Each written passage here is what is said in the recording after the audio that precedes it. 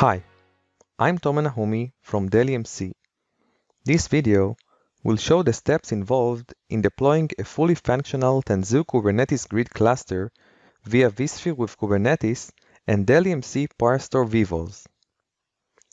The first thing we need to do is build a storage policy in vSphere.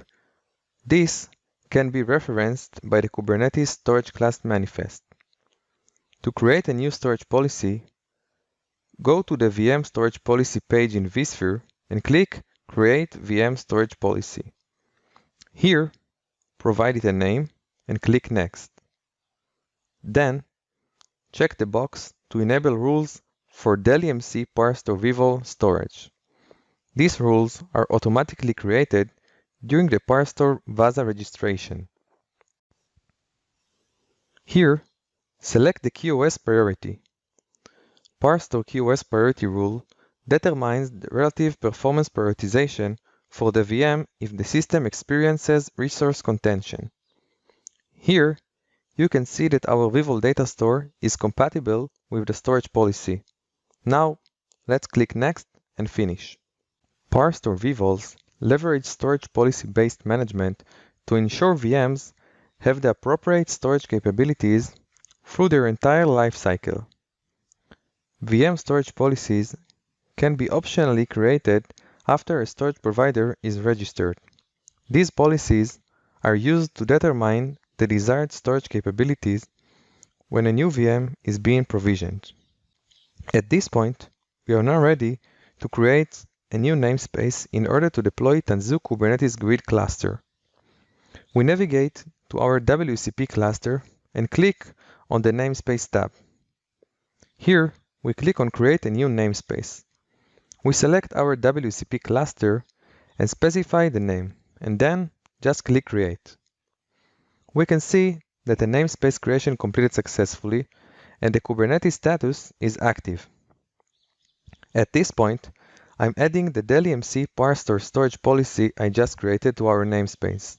This will allow me to create the TKG persistent volumes on my DELL EMC PowerStore vVol data store.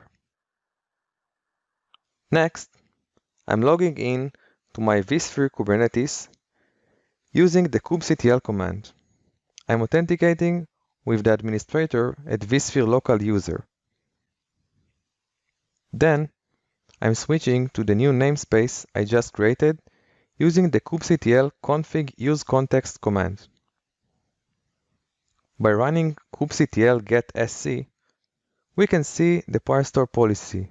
This appears as a storage class within the namespace. As you can see, I'm using this storage class in my manifest file of my TKG cluster. This storage class is used for both the control plane and the worker nodes. You can also see the namespace and the TKG name. Now, I'm just going to create it, so now we can go back to the vSphere UI and see what's actually happening in our namespace. We can see that a new TKG cluster has been created and the control plane VM has been built out but hasn't been powered on yet. I will speed things a little bit as this process takes about 10 minutes to complete.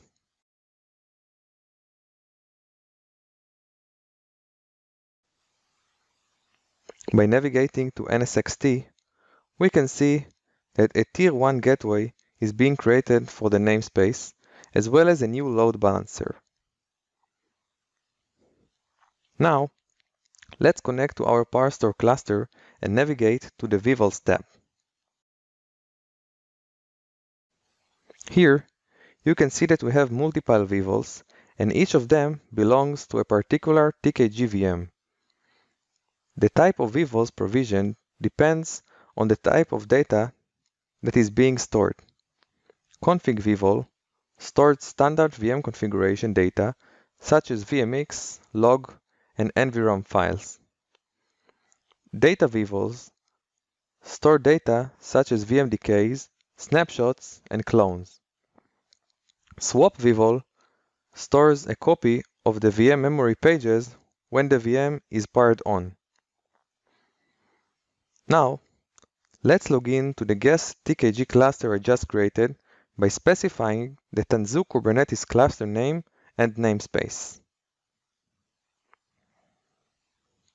We can also take a look at the nodes to make sure we are in the right context. Here, we can see the single control plane node and the 3 worker nodes. Now, let's create a stateful application inside the TKG cluster.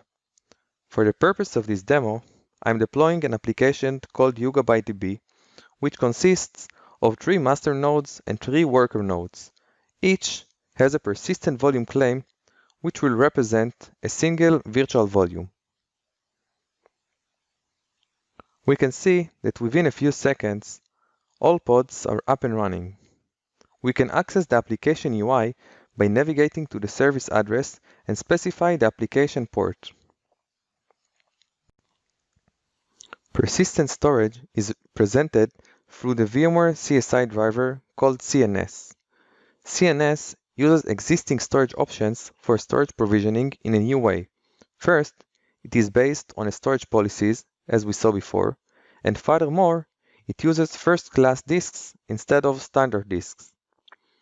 FCDs are just virtual disks, but in the API, they are first-class objects, which means that they can be created and exist independently of a virtual machine, which makes sense for something like a container.